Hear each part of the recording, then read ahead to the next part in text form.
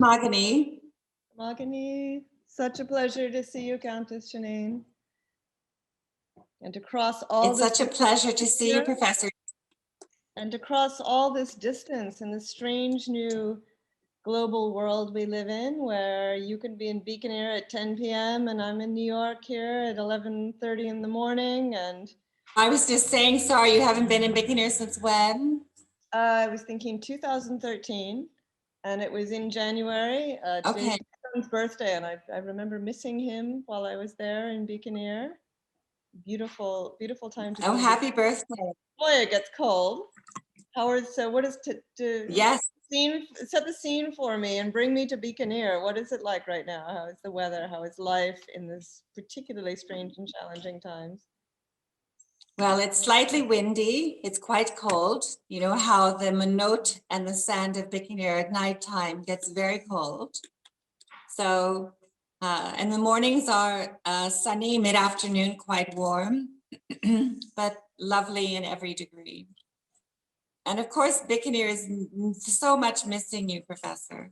Oh, and you're giving me just such a shiver of remembrance. And I want to thank you and everyone at the festival for inviting me to join in this way. I wish I could be there in person. I miss it so much. Oh, lovely. Let's go next year. I haven't seen in a long time. So my greetings to friends and people I don't know yet and everyone at the festival. Lovely, lovely.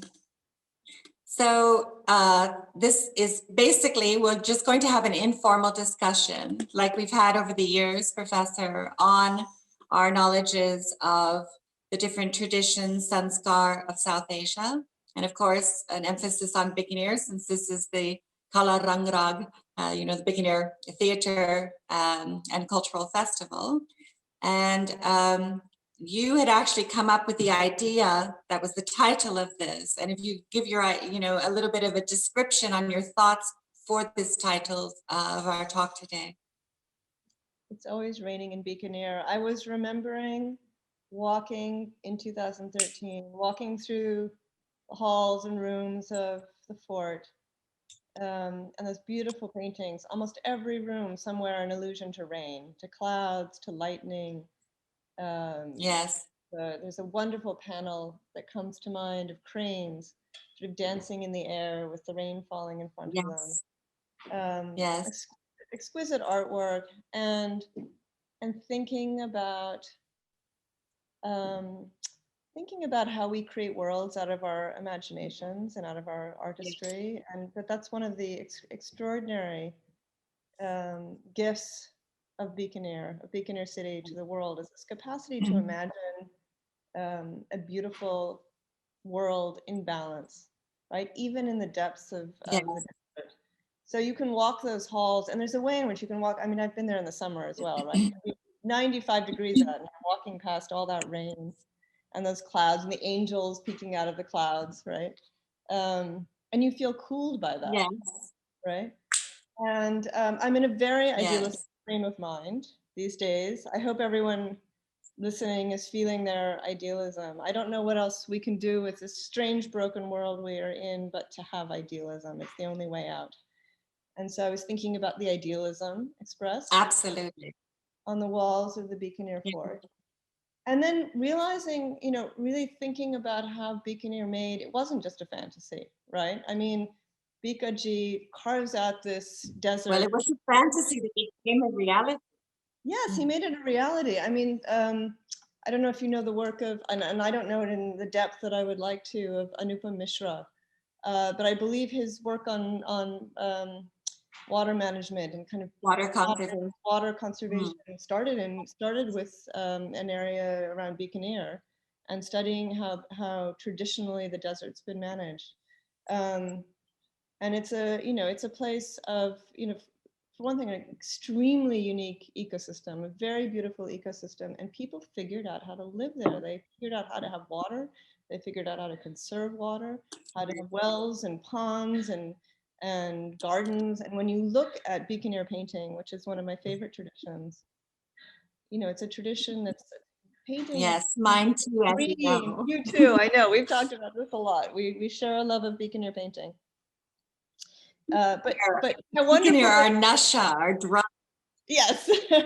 But you know, the nasha of Bikaner painting, I like that. The nasha of Bikaner painting is this humidity, the cool greenness of dawns and dusks. It's always green in painting. And I think what we forget is that people And in you know the clouds in the clouds in Bikaner painting.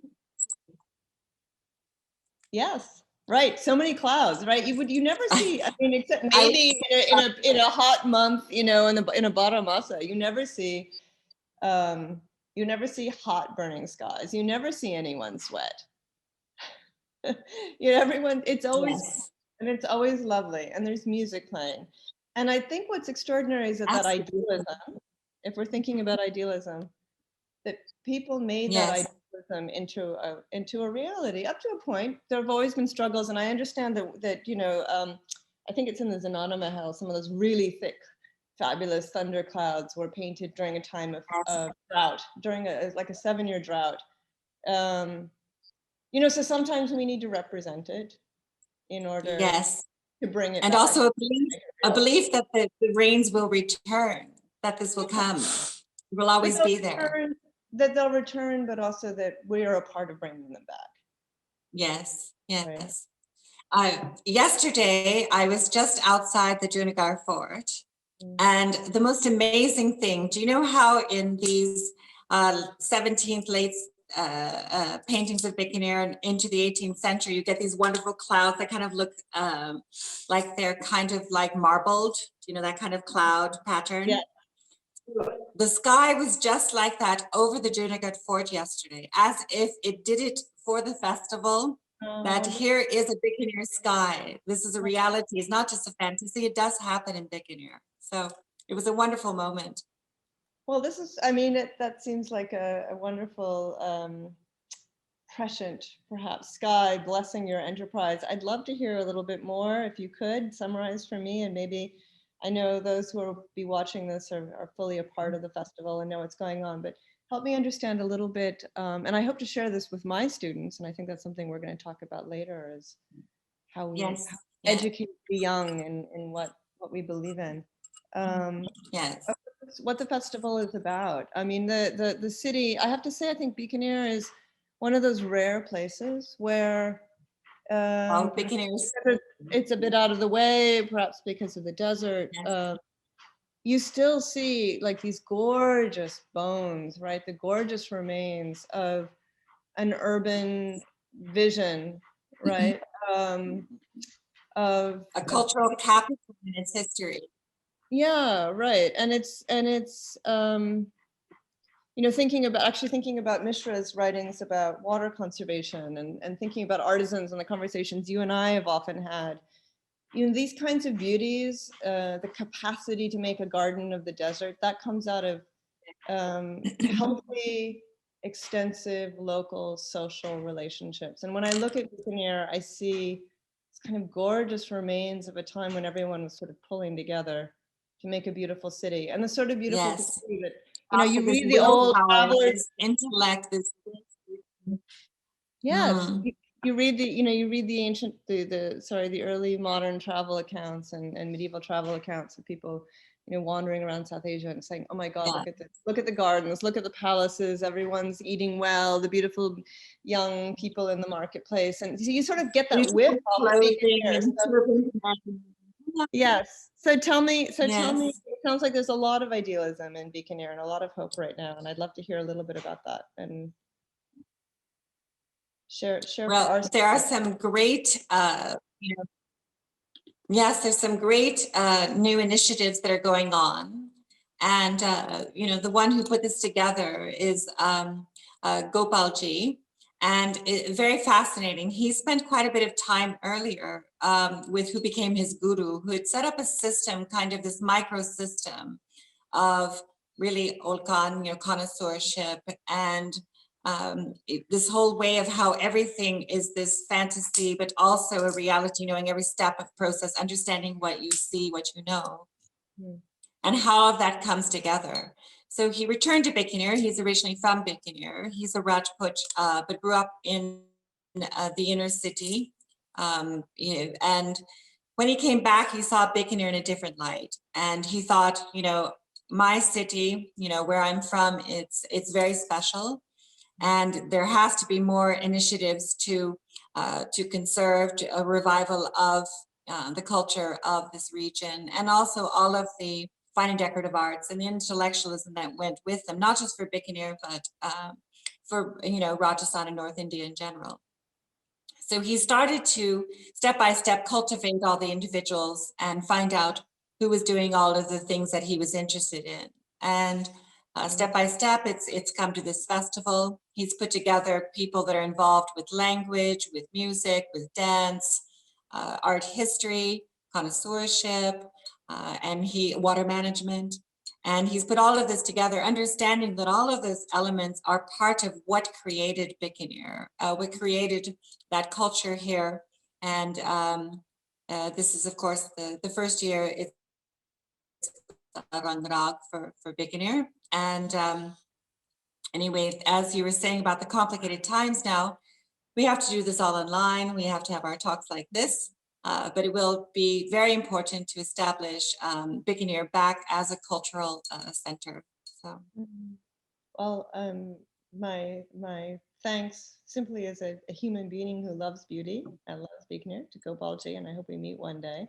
yes. And that it sounds like what I'm sure you will. he's doing speaks to my intuition about the importance of social relationships to all of this. And Absolutely. one of the things you and I have begun to think about is how how we can be a part of that. My students can be a part of that. How what Yes. Bikaner need to sort of realize its ideal for itself. Well, it's interesting, Bikaner in its history, of course, was a cultural capital at the highest level. Even compared to many of the other Rajput darbars, it cultivated, a very sophisticated patronage system within all of its karkhanas. So you had, of course, the main arts were done by the Usta family, both for fine art as well as decorative art, and also architectural elements and, Dulmera sandstone carving, the paintings, the Nakashi Manuti, which of course is kind of the colloquialism today, the Usta art, which is the gold embossed and unembossed work. You had sophistication with its cuisine, developing things like its special sherbets from here, even its namkin, that is still famous today. Namkin. Binged on that. Yeah. A number of times. It's from our namak pot. It's from Bikaner's, saltish water that makes the namkin so special as well. So this sophistication, this cultural capital that came, the interexchange with diplomacy, different power struggles, and how Bikaner was a part of all of that from the late, of course, 16th century onwards. And how today Bikaner has kind of been forgotten. Now it's considered some, backwards desert place that has no place, some small town, in northwest Rajasthan. So there are still so many wonderful material culture that is still surviving here. So you do have painters, you do have Nakashi Manoti artisans. There's wool and cotton weaving happening. You've got the famous Bikaner carpet still being made. You have the bondage, the bandini, tie and dye, excuse me. You've got, of course, the sherbets that are still being done. And those extracts from steam distillation, very important tradition in Bikaner. You have, of course, the music and the tradition of that from the darbar, that in some of these very famous songs that are known across the different Rajputana or Rajput darbars originated in Bikaner. You have the Meenakari, the beautiful enamel, the close-inay enamel specific to Bikaner, the polki work, the kundan work, of the specialized South Asian cutting of different gemstones. Specifically, it was spinels and diamonds that were done within Bikaner. So there's a lot of material culture still surviving. It's become a little bit, unknown that these things are still being done in Bikaner, or even if you see really fine jewelry, for example, like the Meenakari or the polki, it is labeled as Jaipur somewhere else. It's kind of become nondescript where it's from, and it's still done in Bikaner. So speaking about your students and something you and I had kind of touched upon, which you came up with this wonderful idea, Professor, of finding a way to have kind of almost an exchange program, kind of a live karkana that would start between students, the artists, artisans, as well as the public, and how to make that patronage and that physicality come back instead of just a documentation of it, but somehow to make that a reality. Maybe the problems, the different challenges for artists, artisans for Bikaner, as well as how to see how you can make that live so there's more interaction, understanding, knowledge, exchange of ideas, and is something like this. Your Well, ideas? one of the things, absolutely, and one of the things we've been thinking about here. I teach at the City University of New York, as you know, at the flagship college, the City College of New York, and we've been talking a lot Yes. about connoisseurship with my colleagues, and of course, this is a long-standing conversation that you and I have, and about Yes. skills. Historically, I would say over the last however many decades, the goal was to educate students in a kind of canon of European knowledge, Western theory, and very few of my students here in New York Yes. are, in fact, of European descent or even of US descent. It's a very, their parents come from all over the world. It's a very diverse population. Many of them don't speak English as a first language. And so one place that knowledge can be located that's really global, and I think this is one of the reasons that the visual arts have been so important. It's a means of expression. It Absolutely. crosses language, it crosses Of course. culture, and that is of beauty, of Yes. exquisite technique, of materials. There was a time when everyone trained in beauty and in the visual arts knew that lapis lazuli came from Afghanistan, for example, and knew what it meant to be able to get it from Afghanistan and the distances traveled, right? And what had to be, what sort of trade had to be in place to make that possible. Yes. So we have talked about here, and I with you, about what it would mean to put together, kind of rethink some of our classes around teaching students to look. Like, what is connoisseurship? Connoisseurship became a bad word. I don't know how many Yes. people in the audience will know the academic Please. this. So, Some will, yeah.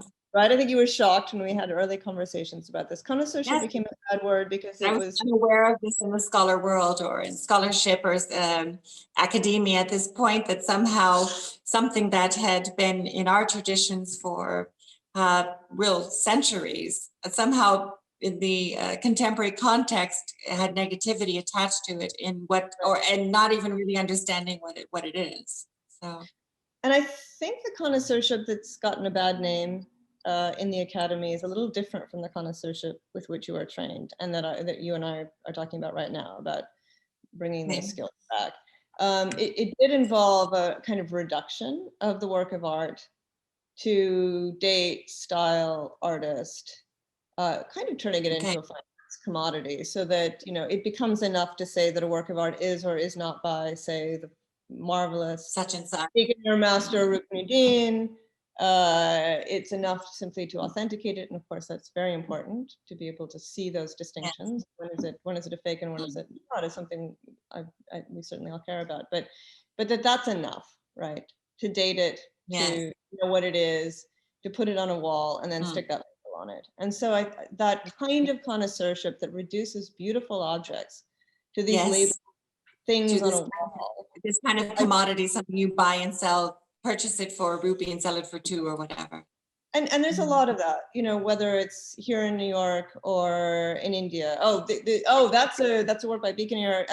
By a Bikaner painting by Ruknuddin, and it's worth such and such an amount of money, and suddenly it's just a kind of a price tag, right? And so I think understandably that kind of connoisseurship is not something that we want to put our energies into in the academy, but the kind of looking, right? The capacity to see in detail that goes with that kind of connoisseurship. I think that's what you and I are talking about, because that's the connoisseurship that enabled the making of these works of art in the first place.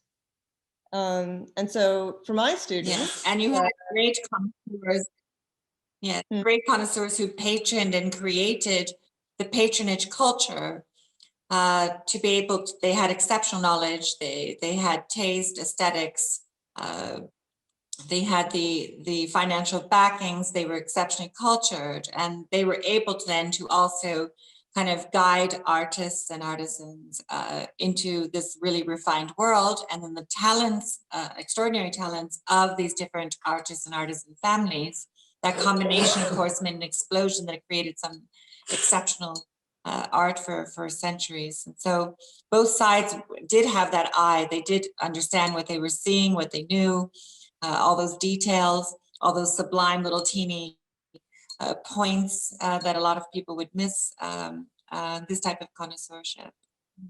I just want to jump in because you bring up taste, and I think that's one other element of this that has been a problem in the academy.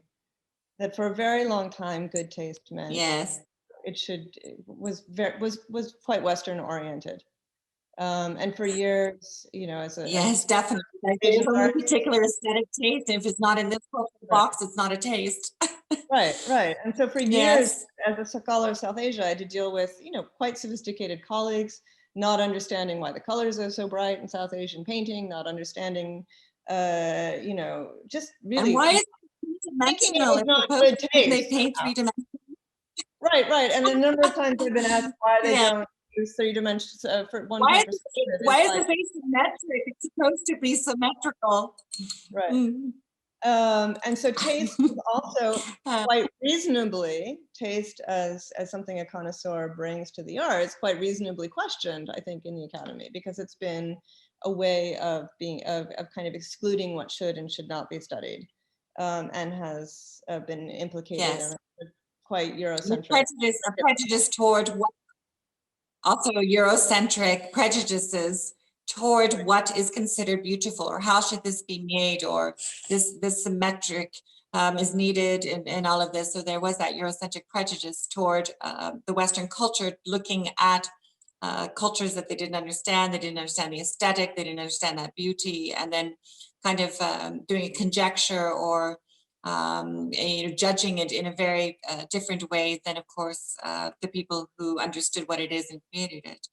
Right, and one of the things that you and I have shared over the years, and is important to our friendship, and it comes out of your family background, in your case, is an understanding that you exercise taste within a tradition, not across traditions. Yes. Not about one tradition being correct. Better than the other. It's about a deep knowledge of a tradition and what is to be valued within that tradition. When is a tradition hitting its high point? And when, you know, and when do you see degradation? And I think one of the things that fascinates me about Bikaner, and just to clarify, you know, one of the things I'm thinking about, I've got a year to think about teaching as I write a book and remaking my classes. And I think a lot of us are thinking about remaking our classes around an almost violent reorientation of values that's taken place with climate change, with the political climate, with the pandemic. But that's thinking about how beauty, you know, can express, you know, can hide, but can also express when relationships among communities, patrons, artisans, connoisseurs, when are they healthy and when are they thriving? And so one of the that occurs to me is that, you know, when you look at Bikaner, at some point, you look at those incredible Havelis and the work of the palace right through into the 20th century. The workmanship suggests that something, there may have, whatever the problems were, and Bikaner is certainly an inspiration for having come through some very difficult periods, famines, droughts, but something was working right, because you don't get that kind of beauty unless social relations are holding together enough for everyone to believe in what's going on and what they're doing. Absolutely. But, you know, one thing I've always felt very endeared to Bikaner on is that you did have a very enlightened group of patrons. And that was, you know, not just the Darbar, not just the aristocracy, but you also had great trading families as well, that were involved in that patronages too. And though their tastes differed from the aristocracy and the royals, it was still patronage. It was still very important. They did understand to support the arts.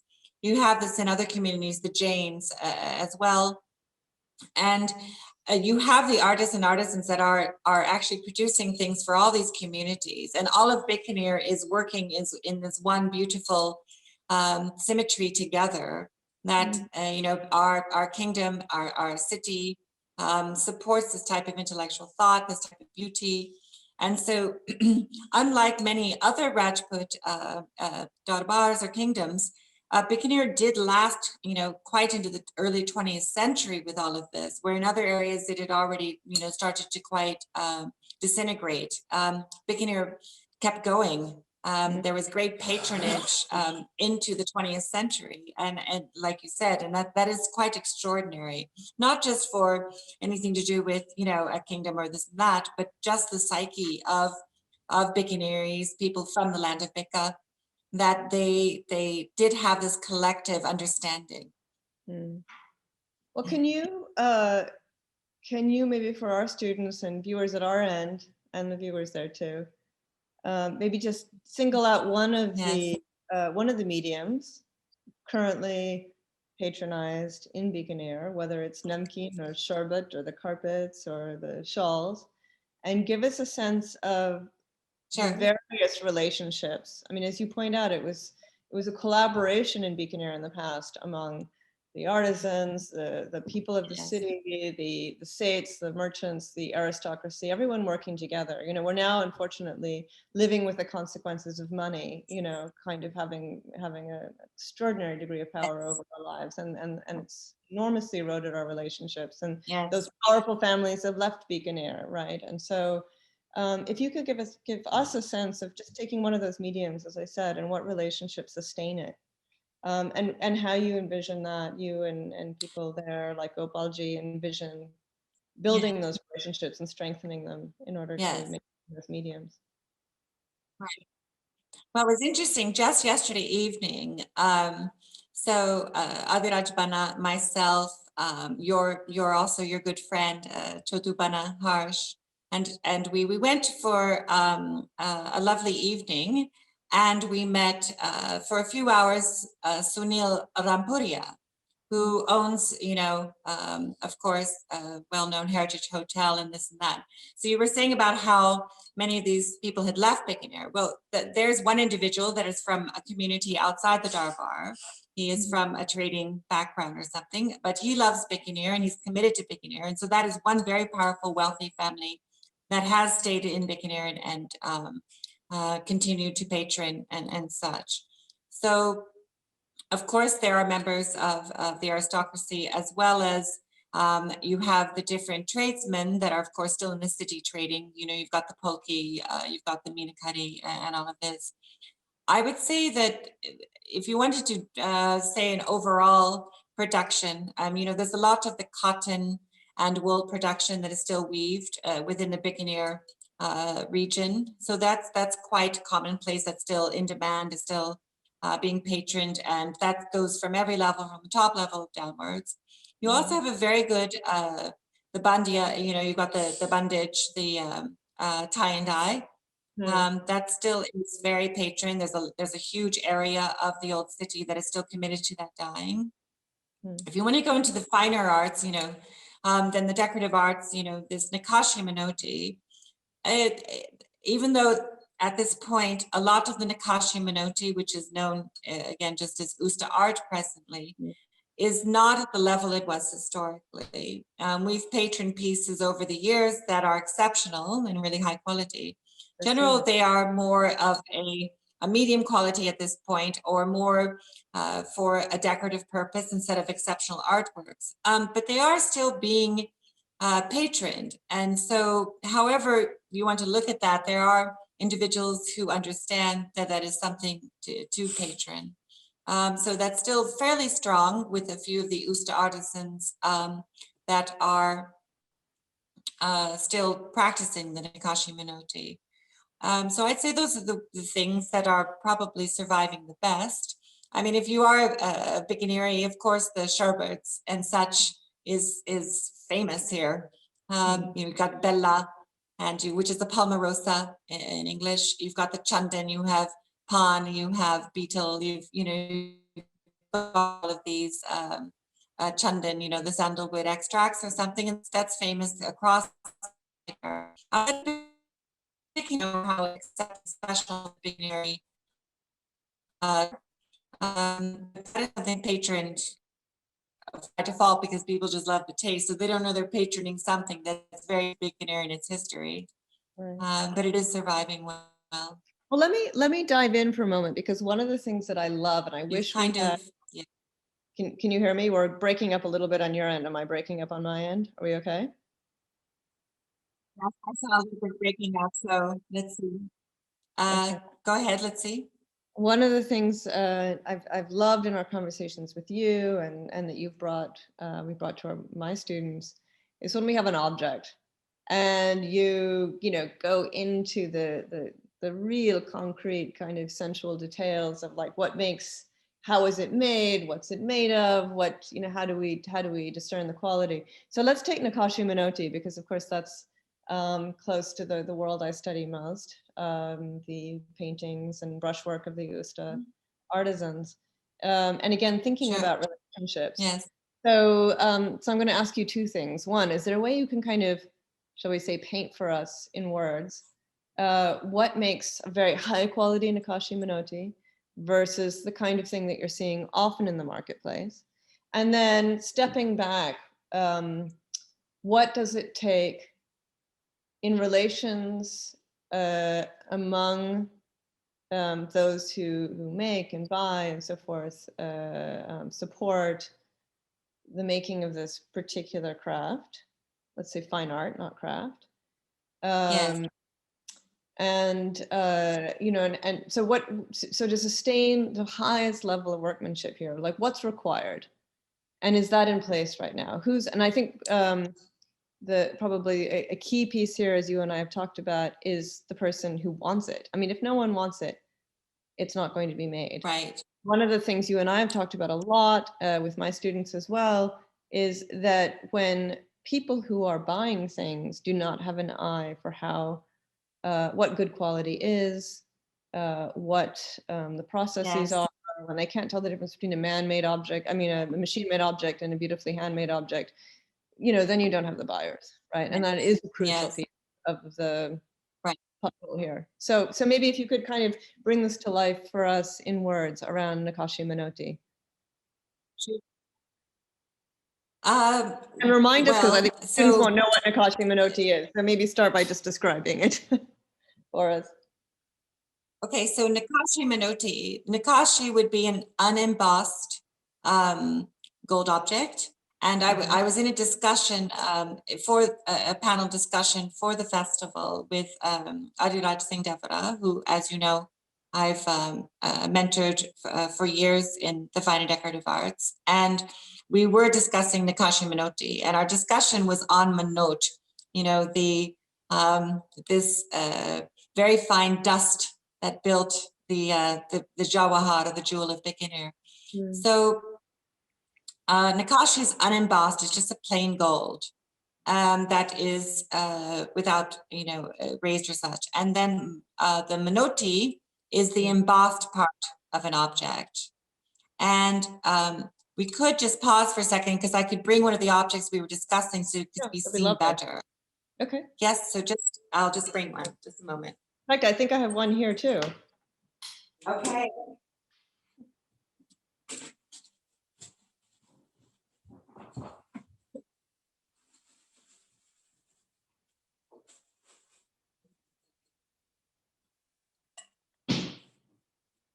Okay, so I've brought an object. Let's see. She'll be right back. Yes, I heard. Thank you. Hopefully you're finding the discussion interesting as well. Yes, definitely. All right. Kara, my how beautiful. Countess Sinead Davis. Oh, thank you, Professor. Okay. So I've brought an object as well. Beautiful. Okay, so with the camera, let me see how we could best do this while I can actually see what I'm pointing at. I could use a matchstick. Let me get a matchstick. That probably works pretty well. I don't know. Can we see that okay in the camera now if I'm doing this, or we can't see it very well? Or do I need to get closer? It's better than not seeing. I mean, this is the there we go. That's pretty good. The frustrations of life on Zoom. Yeah. Okay. Well, I can do this easily. So this part here would be the Nakashi, which is unembossed. And then this raised part here, that's the Minoti. I see. That raised part. The raised part is the Minoti, of course. That's the dust. That's how it's built up. Yes. So first, you're going to cover this kind of, if you're doing decorative architectural or whatever else, it'd be in a tuna. Otherwise, you're making a white based covering before you start on an object. So, and that can be made with different materials depending on the different generations. Now, I'm not quite sure what they're using it, but historically, you would be using a tuna, which would be mixed with the freshwater mollusk shells that are crushed. So that would be that covering first on your object, historically. Then, secondly, once you've finished that whole white, you've covered this in white, let's say with that, and then you would take this mixture for the Minoti with the Manot. So this exceptionally fine dust, and that would be accomplished by taking this really fine dust of Bikaner, and then you would be making that into pottery. And unlike other pottery traditions, which are usually clay, in Bikaner historically, this dust is made into pottery. So once that pottery is created, you would again take the pottery and you'd crush it into a powder until it's even a finer dust than you started with originally. And then with different proprietary, in some ways, methods, but it's for binding agents, you would have, freshwater fish intestines, you would have fitchkitty or alum, and gum arabics or whatever. You would make a paste of this really fine dust. And then by hand with a brush and also manipulating with your fingers, you would make the embossed part on top of your tuna base into these patterns. So all of that embossed pattern that you see here. And once that's accomplished and dried, and of course that's quite exceptionally difficult to do. I mean, even the embossed part, of course, is basically your painting, but in relief, so complicated. That's completely covered in gold, and that's a gold leaf, a heavy gold leaf, or a sona batik, a gold batik. And then you've covered that completely there. The next thing you're going to do is take your fine, the siya, trying to put siya into English. India ink, I guess, or India black paint. Or yes, thank you. It's like, what's the word in English? Lamp black. So this siya, this lamp black, is then painted very finely around all of that embossed work, everything you've done in the floral patterns and these beautiful patti, these leaves, and these beautiful full and the flowers and such. So then you're going to do that full siya line with that lamp black for that definition. Once that's completed, then you are going to add the colors. And so things like, exceptionally fine lajwar or the lapis lazuli from Afghanistan that is crushed into powder and made into a pigment, ultramarine in English historically. And that's how you get these intense blues. The greens are, oxidizing coppers. The oranges are mixing historically gauguli, which is the cow urine, mango, alabaster, with red arsenic or sindur to get those beautiful oranges. Yes, so that's basically the process to do Nakashi Minoti historically. So this one's exceptionally refined. You can show yours as well if you've got yours there. Very good quality one. Can you see it? and very, very detailed. Yes. And yours is on a copper base. That one's on a copper base as a box. This one is a solid silver base. So the whole box is silver, and then the Nakashi Minotti on top of that. So what you today? Yeah. Go ahead. Sorry. Okay. No, you were saying. I think you were about to answer the question I was going to ask. So please continue. Okay. To ask the question. Please continue. Okay, so to answer your question on what objects are being made today and how to tell the difference of that refinement, that exceptional details, and the marketplace. So there is a market, there's a demand for Ooster work, especially with certain individuals, also, for hotel decors and this type of thing. And so it is being patroned that way, which is wonderful. When you get into this type of object, which is a masterpiece, or like you have as well, then of course it is a very different level. And then understanding that, of course, takes that knowledge and refinement, and who is the buyer, and also how do you market that, and how do you position that.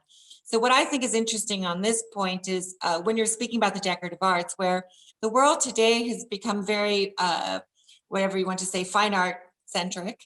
There's more concentration on painting and such. As you perfectly pointed out, and accurately so, Professor, that this is actually a fine art. This is painting, this is gold, whatever else. So it's a combination really of both actually. So also re-educating public and marketing, and where do you get individuals to pay attention that decorative arts are just as valid as the fine arts as well, even though that's a little bit out of fashion today. Of course, it takes like this type of collaborations we're speaking about with students, with getting a carkhana going, getting the public to be aware of this, and that knowledge base to continue further. So I'm going to jump in. Question a moment ago. I'm going to jump in because I understand we have about 5 minutes left, and I just wanted to say, one of the things I learned with you that I think sounds like you and Gopalji and your colleagues there, Adhiraj Singh, Kamagani to him, are attempting is to bring people's eyes back. And when you and I have looked at objects together, I become aware that even with my own training in the visual arts, the eye is like a muscle. The eye is like a muscle, and there are certain things that I have trained that muscle to see, right? Bikaner painting is one of them. But there are many other things that my eye is not trained to see. And I think you were raised really in an extraordinary way to be able to see your eye muscle, see so many materials, so many distinctions. And sometimes you sit there and you say, do you see the 2 layers of, we were looking at a synthetic on top of a slab of marble. Do you see the difference between the polishing of the marble and the polishing of the synthetic? And can you see the 2 layers? And my eye's like, ouch. It's like being made to play the game of tennis I haven't been trained for. And so, I just want sort of concluding to think about what it means for people in Bikaner, for travelers to Bikaner, within the enterprises promoting, and also in classrooms to teach our eyes. Yes. No, sorry, it's such a terrible metaphor to play that game. Muscle. How do you all over the net? I don't know. How much time does it take? Right, to be able to actually. Sorry. It takes looking and looking and looking and analyzing, and as you know, I love words and I love writing and I love thinking, and that's an important part of academic. But I think the non-verbal skills of seeing and understanding through seeing are something I'd love to experiment in bringing back. And I hope, since we only have a few minutes left, I would love to think about, I think for students now, today of all times, to see that this learning is consequential, right? That there's an extraordinary city. I'd love to build a class out of this and build a collaboration where students here can learn to see the beautiful things being made there, can learn history of relations that produce that, can learn what beauty, kind of the ethics of beauty not as just sort of superficial adornment covering over something shoddy, but beauty that runs all the way through, right? What does that mean? Yes. And then, you know, how do you move forward at a time like this for real people Yes. and a real city with beautiful history Absolutely. and beautiful buildings? And So I hope especially at these times, it's interesting, you know, what is important, and you know, there are so many things important, what's been going on in the world and the situation it is today we're all living in. But also a reintroduction on, you know, what is quality, what is of worth, you know, however that may be in the situation with now the personal connections and such, which is so much a part of beauty, of patronage, of aesthetics. And to see objects and things of beauty in a very deep light. You were just saying now about, you know, exercising the eye muscles and how much time it takes, and that training that, yes, fortunate enough that I've had. Though there are also other elements, you know, where, you know, the tactile of the touch of an object, and understanding what your fingers, you know, are translating to you, and being able to translate from that touch immediately, what does that mean? Also, you know, if you're you taught me discussing, use the back of my fingers in touching. yes, It's not the front, but the back of you. I love that. The back of your fingers can feel things differently. And you bring up scent as another one. I yes, remember you yes, of smelling a course, book. We were doing connoisseurship on a book, and you taught us all to smell it. yes. And how to pull from those smells, if it's a synthetic, what type of paper, which textile, if it's you know, a handmade paper or historic paper, you know, what produced, you know, what does flax smell like, what does the cotton smell like, you know, what is the leather binding made of, and how to smell and even know which leather that is just from scent. And of course, yes, it's a very important part.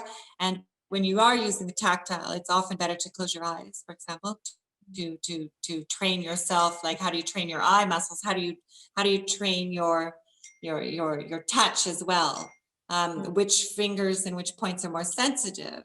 For example, you know, if you're going to get a blood test, you know, which finger do they choose? They're going to choose one that's least sensitive. So where's the most sensitive? Things like that. So which part of, I can't quite show here, maybe, I don't know. You know, if you're on this side, you're right here for the most sensitive point to touch. If it's here, it's just this point here. And it depends on the material that you're dissecting, understanding what you're wanting to see, by which parts you use to understand it. Or many times it's all of them, of course. In essence, as you speak, it occurs to me that connoisseurship is about being as acutely alive and present in the world, in our moments, with Absolutely. the things that does. Present in every moment, in every situation, your eyes, your emotions, what you are bringing in, what you see, what you know, and all of that information is coming to you, and then you are processing it, dissecting it, and knowing the conclusion that comes out of it. And that does keep you exceptionally alert. And, you know, in some ways, sometimes it can be a little bit overwhelming, because you're seeing a lot more details, a lot more depth than many people are able to understand, or that they know exist. And so sometimes that processing can be a lot, because you are observing a lot more than others may. So that takes a lot of emotional processing at times too. And you do become more emotional because you are getting more information as well. So, it's like which it's is, yoga I and wouldn't it's trade that for meditation. anything. Yeah, it's like a yoga and a meditation. Sorry. I was saying it's like a form of yoga and meditation, and something we Yeah. can all learn Yes. and be more present in our worlds and more responsible to our worlds and the relationships that create the things we live with. And I hope, since I think we're coming to a close, I hope we get to continue this conversation next year together without a virus getting between us. Yes, In next year, Bikaner. yes, the festival, we are sitting in the same room. We will be sitting in the Badal Mahal in Lovely. Junagadh Fort, so we can see the beautiful clouds and the Right. rain that's painting. We will actually turn it on so the water will flow across us in the Badal Mahal next year. Well, one of the reasons we picked this title, you and I, is also thinking ultimately that we've hit a moment globally when breakdown in relationships and an equilibrium around the makers, production, the planet, nature, you name it, right? That breakdown is Yes. keeping the reins from falling, and you know, we all have to think about our Absolutely. small ways of participating in repairing Yes. our world, and Absolutely. I look. And like we were saying earlier, the focus on whatever it may be, you know, what is actually of worth? What is worth spending the time, energy, finances on? Patron, you know, high culture, but thought, beautiful objects, a world that is still here, often forgotten, yes, but not gone. And to bring back all of that exceptional beauty and intellect and sharing of passions that everyone can participate in, both for societies and also for the arts.